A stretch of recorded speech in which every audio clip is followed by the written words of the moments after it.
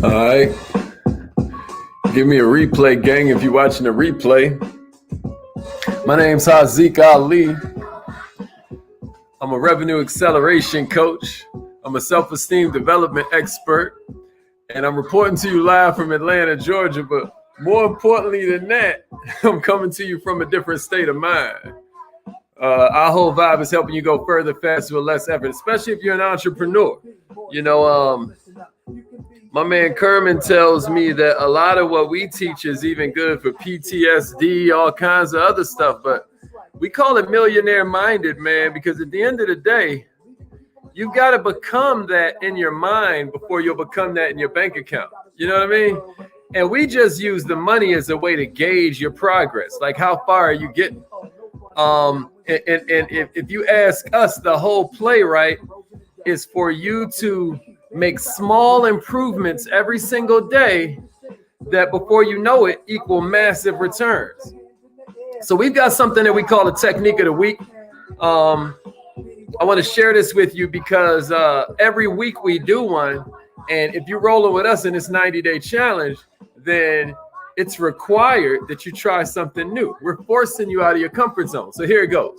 Call up somebody you love and be like, after you exchange pleasantries, you say, hey, listen, I've been working on a project. I know we haven't talked in a while, but I've been told I'm not that good at sharing what I do, and I should be helping way more people. But listen, do you know anybody with 2 jobs who might be looking to get rid of one of them? All they can do is say no, yeah, or heck yeah, me. Hey, good morning. Here we go. Make sure you're checking in. So that's your technique of the week. All they can do is say no, or they're going to say yeah, or they're going to say heck yeah, me. What is this about? Once they start asking you what it's about, all you do is say, oh, man, listen, I'd confuse us both if I tried to explain right now. But check it out. We can talk at 6 tonight or 8 tonight. What works better for you, right? We call that 2 alternative choices. That's what you do next. You give them 2 alternative choices.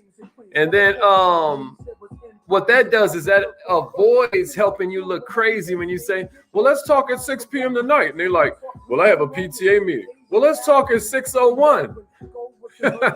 Let's talk at 7. Oh, I'm going to be eating dinner. Let's talk at 8. Next thing you know, you sounding like you ain't got nothing to do, which is hella unattractive, and nobody wants to hang out with you because you seem bored and like you ain't got nothing cracking.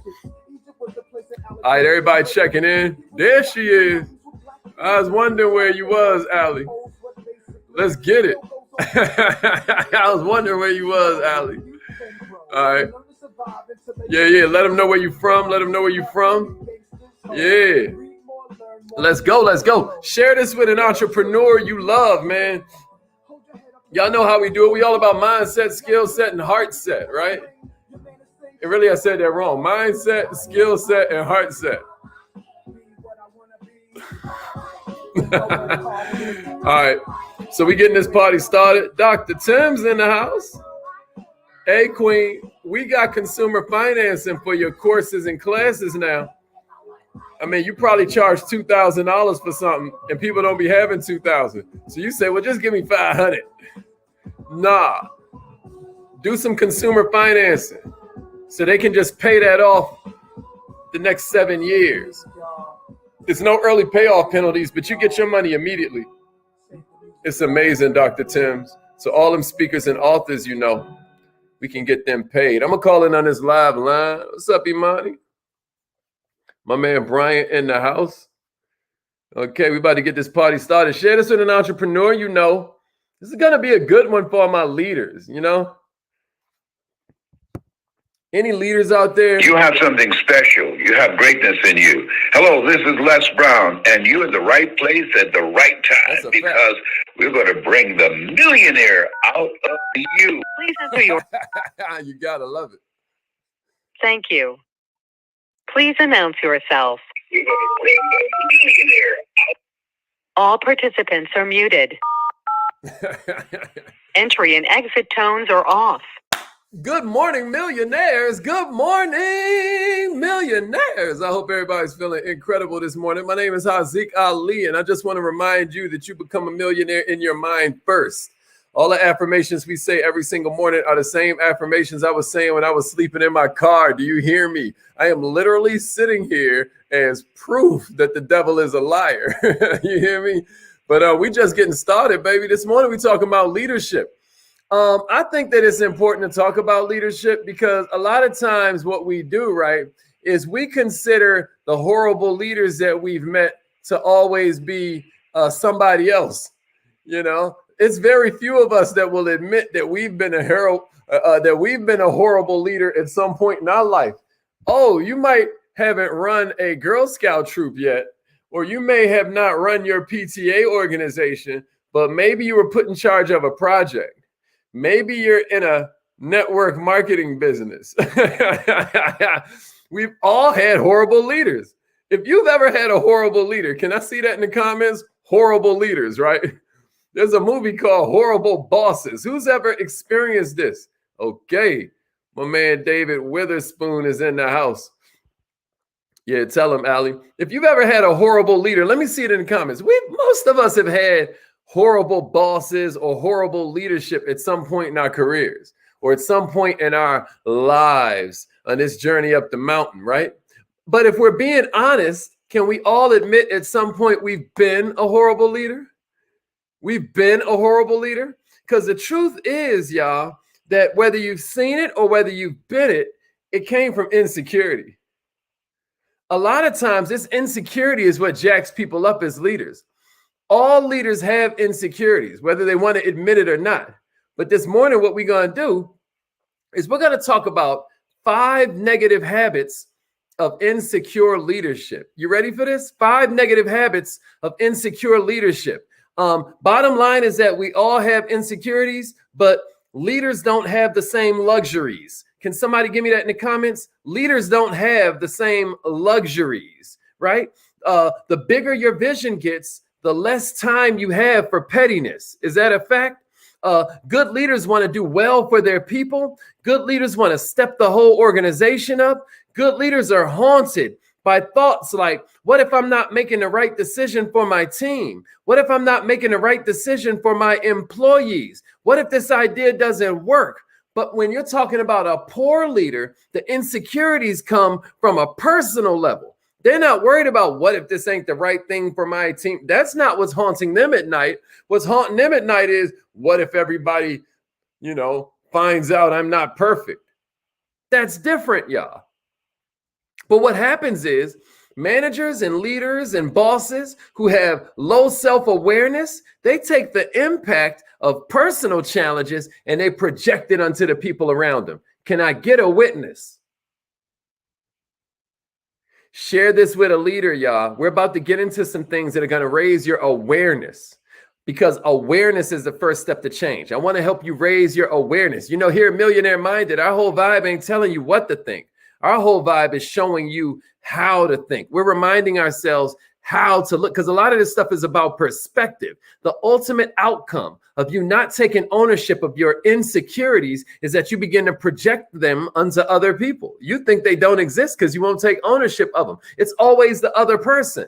It's always the other guy. It's always the other girl. It's the equivalent of packing up all your insecurities in your purse or in your briefcase and bringing them with you everywhere you go. You're now a bag lady. You're now a bag man. That's what I should have played this morning. Not that Nas, I Know I Can. I should have gave him that Erykah Badu, Bag Lady. So I'm going to give you these 5. I want you to look at it in the people around you. I want you to look at it in yourself. The first one is bullying. Somebody give it to me. Number 1 is bullying. Leaders don't have the same luxuries, y'all. That's a fact. Appreciate that, kings and queens. Appreciate that. Leaders don't have the same luxuries. That's a fact. Charlotte, check it in. Mama Mahasan up in here. Leaders ain't got the same luxuries. That's right. That's right. Bullying. That's where we going first. All right. Here's what we mean by bullying. Insecure leaders, man, they always got to get themselves looking bigger by making you look smaller, right? I'm going to tell you how bullying normally manifests with insecure leaders. It's like they're inappropriately harsh, right? Inappropriately harsh in a public meeting towards the team or towards employees. I'm going to tell you what bullies love doing. Bullies love escalating employee mistakes into public hangings. Bullies love taking this little thing they caught you doing wrong and making that a big. Now they CCing everybody, right? Now they're condemning you through email. Now they're calling you out in meetings. We ain't talking about accountability. We're talking about bullying. You ever experienced that? Have you ever done that? I'm asking for honesty. The truth will set you free. And then we got justifications, right? What be our justification for this stuff? This is what it takes to get the job done. You know, people don't respond to weakness. Some managers, some leaders, some bosses believe that making an example of an employee is going to get the rest of the team stepping it up. They think that's going to make the rest of the team, that's going to encourage them to do better. I'm going to tell you what studies show. Studies show that this public humiliation has the opposite effect. Watching our colleagues publicly suffer does nothing but demoralize us and makes us more scared to speak up. Now it's like, well, we ain't going to take a risk and suggest an idea because we don't want to get, ripped apart at the seams. Another thing is that when you see somebody bullying or when you feel yourself bullying as a leader, it's a power trip going on. Share this with a leader, y'all. Share this with a leader that understands that the leader doesn't feel like he or she is in control of other people. The leader feels like he or she is in control of themselves. But this bully we're talking about, when they don't feel in control, they try to take someone down a peg to show their dominance. They're trying to get their leadership from their position instead of their disposition. Am I making sense? If you're feeling me, somebody say leadership is a disposition, not a title. Leadership ain't a position, it's a disposition. And then give me a share. Give me a share. Yeah, let's get it. That's absolutely right. That's exactly what it does. That's exactly what it does. Let's get it, y'all. Let's get it. Let's get it. Let's get it. Leadership ain't a position. It's a disposition. Here's the second habit. This weekend in the Kaizen Academy, we're just going to talk about habits. Habits are these things that your brain institutes so that you conserve energy. I want you to watch it before some of this habit, some of these habitual activities, these habitual thought patterns that we have start to become our destiny.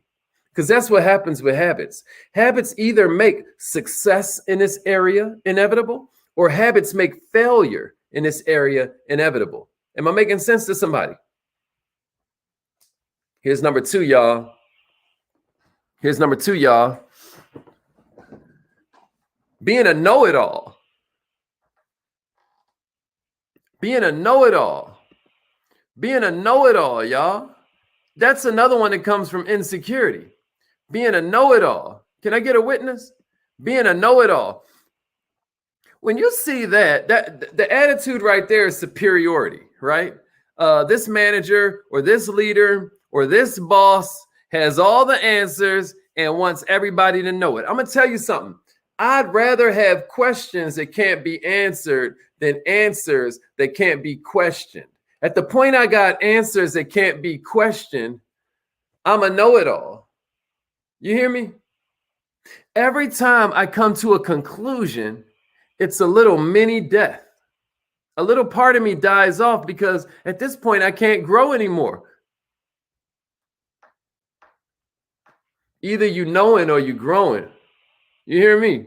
And either you're growing or you're dying. But these know-it-all bosses, they take it to the toxic level where all of a sudden they remove decision-making from their team. They remove autonomy from the hands of the people that are supposed to be expanding their impact. Millionaires, part of a leader's role is to help your staff, to help the team that you've been entrusted with, to help the people that had given you the gift of influence over their lives to grow and develop. That's part of your role. But the know-it-all is never going to accomplish this task, because employees whose opinions, employees whose ideas, employees whose decisions are habitually squashed are eventually going to check out. Those are the ones that eventually become complacent, or they just start looking for somewhere else to work. But when you're insecure in this area, what happens is you feel threatened in your new position. Maybe you're trying to prove yourself as some kind of new manager. Maybe you're trying to prevent the title or this new authority from being taken away. So you try to project it like you know everything. But let me tell you a secret. If you're a leader and you constantly got to fight for your authority, you ain't got no authority. Ain't no control over nobody else. That's impossible. All you can control is your level of preparation. All you can control is your level of awareness. All you can control is your level of intensity and focus and concentration. All you can do is control your level of empathy for the client you're dealing with, your level of empathy for the boss whose big vision you're serving, your level of empathy for the people that you're dealing with in the workplace. This is what you have control over, not the actions of other people. Can I get a witness? If you're ready, then give me a, you have control over yourself, not others. Somebody give me that in the comments. I control myself, not others. I control myself, not others. I'm in control of myself, not others. Here's the third one I got for y'all. Lack of response. Lack of response. This is another negative habit of insecure leadership. Lack of response. Now, nobody's telling you to be accessible all the time. Nobody's pretending that you should pay your cell phone bill for other people's convenience, because that's not what we do. I got that from my brother. My brother be like, man, I don't pay my cell phone bill for your convenience. I pay my cell phone bill for my convenience. But what I'm saying is, lack of response, though, is a negative habit of insecure leadership, because when that leader ain't replying to requests or completely ignoring the situation, that's right. I control myself, not others. You have control over yourself, not others. Yeah. Better late than never, Shantae. All right. So where we at is lack of response. Lack of response. That's right, Dennis. Check yourself or wreck yourself. Control yourself or power with no control is chaos. All right, but what are we talking about with this third habit of insecure leadership, right? This is when the leader don't reply to requests. This is when the leader doesn't pay attention to the situation, because they're trying to avoid revealing inexperience. They're trying to keep you from knowing they don't know it all. They don't want to be exposed as ignorant. So it's kind of tied into number 2, right? But I'm just showing you where this insecurity comes from. There's only love or fear, y'all. There's only love or fear. Those are the 2 root emotions. There's love, right? And then there's fear. All these negative insecurities are coming from fear. This lack of response is somebody don't want to be seen as ignorant. And this type of insecurity you'll see when there's some new technology that's popping up, right? Or there's some project that's popping up that's going to require some additional skills. Or when you're dealing with employees who are hella smart, they hella capable, and now you feel a little bit, you know what I mean, challenged. Leaders who don't feel comfortable with themselves, right? Leaders that don't feel comfortable with their level of expertise. Leaders who don't feel comfortable, check this out, with their level of limitation. They're going to be threatened by employees who are nice at what they do. They're going to be threatened by employees who know more than they do about a certain area. They're going to be threatened by employees where their lack of expertise is more evident. But let me tell you what you need to do. You need to be thinking like a boss. Listen to me. Leadership is a way different skill than knowing something. Leading and knowing are two different things. You don't have to be the expert at everything to be a leader. As a matter of fact, you're probably the leader if you understand how to spot people who are experts. You just got to know how to get the results out of people. You hear me? It's a famous story from Andrew Carnegie, man. They was trying to play him in some court hearing he was in.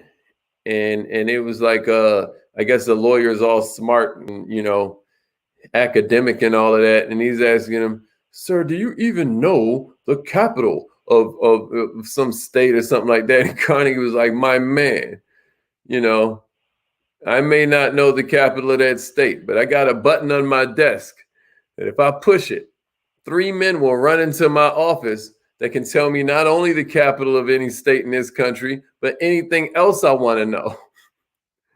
What was the point of that exchange? That millionaires, when you're a leader, you know how to make 1 + 1 = 11. You see what I'm saying? Managing is completely different from being a know-it-all. You don't have to know it all. What you got to do is know them all. Give me a number 4 and a share. Give me a number 4 and a share. Yeah, Mama Mahasa. You know what I'm saying? Wifey love it to be frigid, man. So it'd be like 30 degrees. So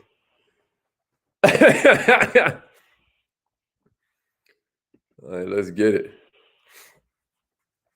All right, let's get it. Here's number 4, y'all. Give me a number 4 and a share. Appreciate the shares, y'all. Sharing is caring. It could be fun. Anybody remember that Gushers commercial? All right, anyway. Here's number 4, micromanaging. This is another negative habit of leadership. I got 2 more for you, and then we out of here. We about to go do our affirmations. Micromanaging, y'all. This is the leader who's always looking over your shoulder. They're making all these reviews on the minutia. They are activity directed instead of mission directed, right? It's how you're doing it. I don't care how you do it. Just get it done. Just get it done. Because what I know is that there's more than one way to skin a cat. What I know is that flexibility is a key attribute of massively effective leadership. And if I'm sitting around micromanaging all the trivia, if I'm taking the projects out of people's hands, if I'm simply making employees feel useless at every turn, all I'm doing is destroying the organization. Man, I'm going to tell you, the opposite of micromanaging is where you want to be. What I love to do is when one of the team complains, when any employee complains, I've been a boss a long time, y'all. And I'm going to tell you something. One thing I learned a long time ago is people are not hanging around for the money. Money always ranks really low on people's motivation for why they're sticking with a project or a job. Check this out, y'all. People stick around because that's their baby. That's what makes people stick around. How they going to leave their baby? Right? But what you're doing when you're micromanaging is you making them feel like a babysitter. You're not making them feel like a parent. All right, let me break this down. What I'm saying is the more ownership you can give your team and the project, the more their self-image, their honor, their sense of duty, their sense of who they are is tied into this thing that we're building. Do you hear me? But when you're micromanaging, instead, you make it more like, oh, I can't wait to get back to my own life where I'm respected, where I'm honored, where people care about what I say or what my opinions are. Here it's like, oh God, I'm just some automaton doing it, everything for my boss and I have no life. You know what I mean? People be in hell. What I'm saying is all that's driven by inflated ego. Nobody can do it as well as she can. If you want something done right, you got to do it yourself. No, if you want something done right, you got to be a better teacher. Millionaires, a leader cannot achieve success on a project if they keep on stepping in to shepherd or do the work. It's not going to be true success, because the work always works, because it's always two different things it's doing. It's the work you're doing on the project, and it's the work the project's doing on you. Millionaires, you've got to let people get their blessing. Somebody come to me and complain about some area that's going on. 7 or 8 times out of 10, I'm going to put them in charge of fixing it, because they're obviously passionate about it. They've obviously raised their awareness level to the point where they notice when it's going on. You hear me? All I'm saying to you is that, millionaires, you have to get to a place where you're free to let go and let God. You hear me? Yeah, sometimes somebody might get promoted a little bit early. They're a little bit out of their comfort zone. Some star employee gets promoted to a new leadership position, but she's got technical expertise, not management expertise, so it ends up jacking her up, right? So what does she do? She defaults to using her knowledge as a crutch. She's like, I might not know how to handle people, but I know how to handle these numbers, right? When the real work she should be doing is managing her people to success, creating more leaders. All I'm saying to you is that the harsh truth is that if you ain't competent at getting the results through the skills of the people around you, you're not a leader yet. You ain't a leader yet.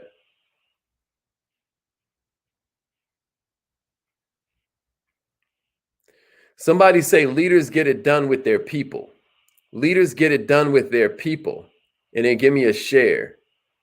Leaders get it done with their people.